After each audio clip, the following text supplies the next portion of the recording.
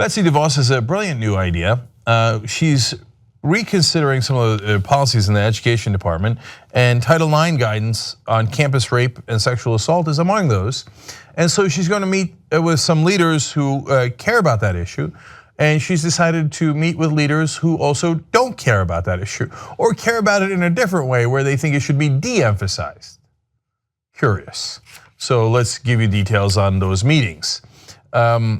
Think Progress reports, after months of receiving requests for meetings from advocates for sexual assault survivors, Education Secretary Betsy DeVos has finally decided to sit down with them. Good news.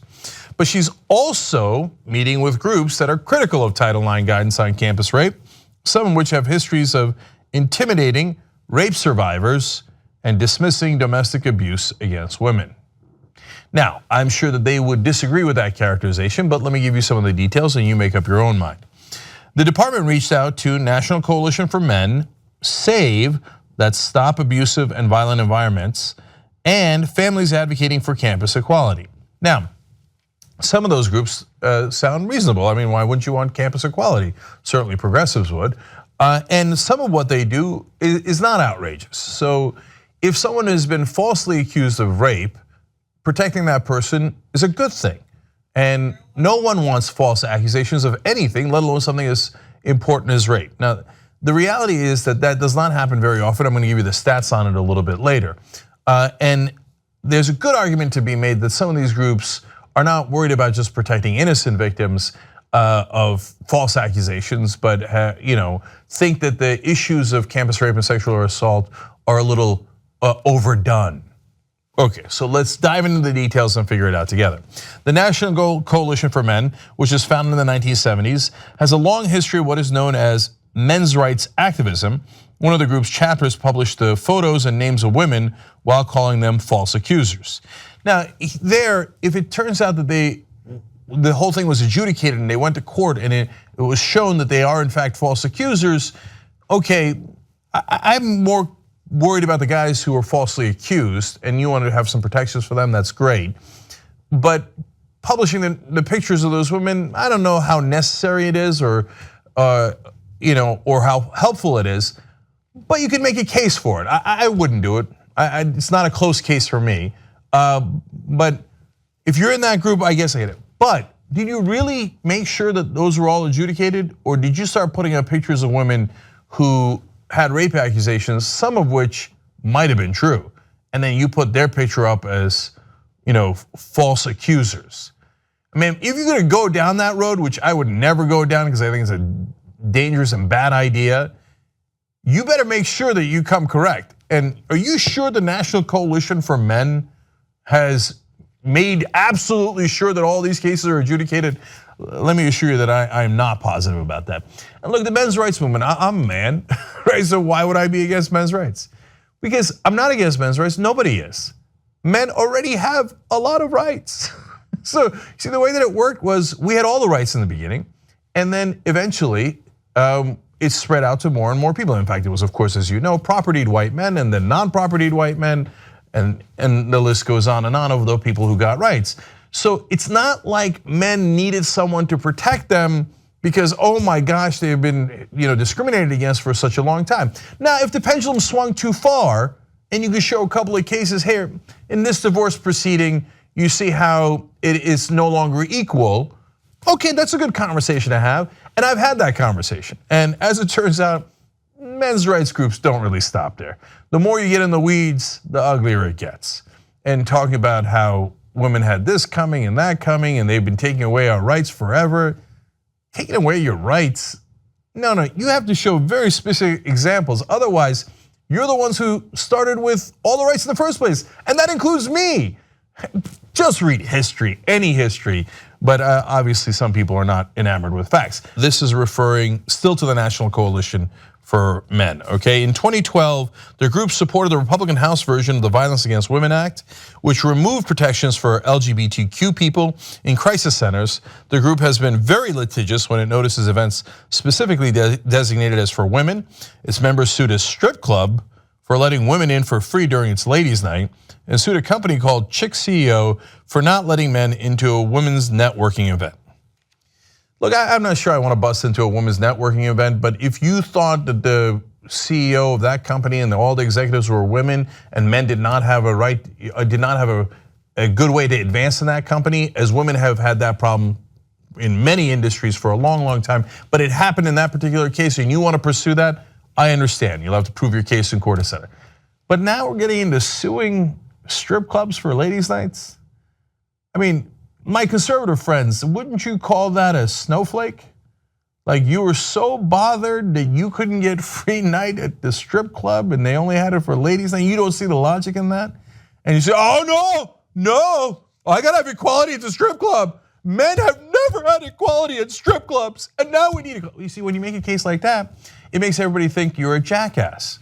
Okay, certainly makes me think that, and I suspect a large portion of the audience. But actually, the one that's most harmful is going after LGBTQ rights. If you're for men, why do you care? Gay men, straight men? I thought you were for equality. All of a sudden, it looks like you're not for equality, and so you've got other agendas. So now let's look at the reality of the stats here. Researchers estimate that somewhere between 2 and 10% of rape allegations are false, but even among those who are falsely accused, it's rare for men to end up in prison as a result. So that doesn't mean that if you're in that 2 to 10% that what happened to you isn't outrageous. It is, man. Being falsely accused of rape is a terrible, terrible thing. But is it an overwhelming problem that needs to be addressed at the same level as actual rape and sexual assault? Well, I want the appropriate resource to go into both problems, but appropriate also means proportionate. So if you call that 50-50, then the stats don't back it up. In fact, let me give you the other side. For students who were found responsible for sexual assault, only 30% were actually expelled, according to a 2014 Huffington Post analysis of data from over 100 schools. So you have a huge problem of campus rape and sexual assault, and most of the people who do it unfortunately get away with it. And there's not enough resources to track down and make sure that there's justice in that system. On the other hand, you have a small percentage of people who are falsely accused of rape and they hardly ever actually go to court and go to prison. So it doesn't make the individual cases any less unjust, but is that the same scope of problem as the sexual assault in the first place? No, the numbers show you that it is not. So just have a sense of proportion here. Now we go to the National Coalition for Men president. That's Harry Crouch, president of National Coalition for Men. He has also vocally blamed survivors for the abuse they faced.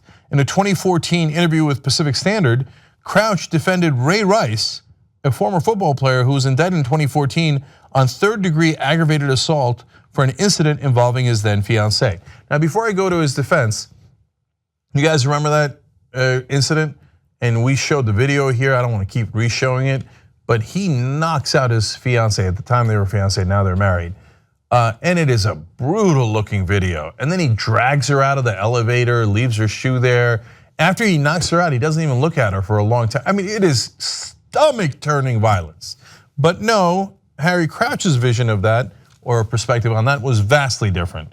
He said, I'm not saying he's a good guy, but if she hadn't aggravated him, she wouldn't have been hit. They would say that's blaming the victim, but I don't buy it. What's there not to buy? I mean, you could disagree on what happened, although the videotape is incredibly clear. But when you say she aggravated him, you're blaming the victim. There's nothing to buy or not buy. You could say you're justified in blaming the victim. You would be among a really, really small minority of people who think that. But you can't say you didn't blame the victim because you just blamed the victim. So the more you get in the weeds, the more you get a sense of where these guys are actually going. And it is not good news, man. It's in a really, really bad direction. So now our education secretary is like, oh yes, 50-50. I meet with people who suffered rape and sexual assault and the people who care about them. And I meet with people who think that that is a made up issue and that they kind of had it coming a little bit sometimes in some assault cases. Okay, well, when you look into the history of Betsy DeVos, you realize that we shouldn't be surprised by this. Why we fought her, because we didn't think she was right for that role. Well, it turns out the Dick and Betsy DeVos Family Foundation made donations totaling $25,000 to Foundations for Individual Rights and Education, which has shared articles dismissive of sexual assault survivors.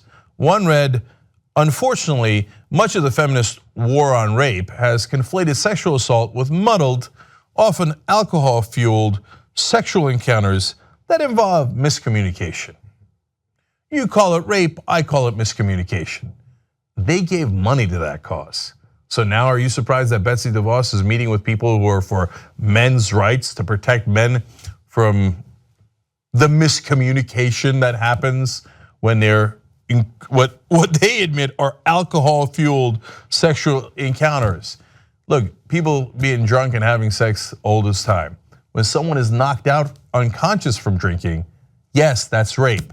And that is not a 50-50 question. That is a legal question and it is settled.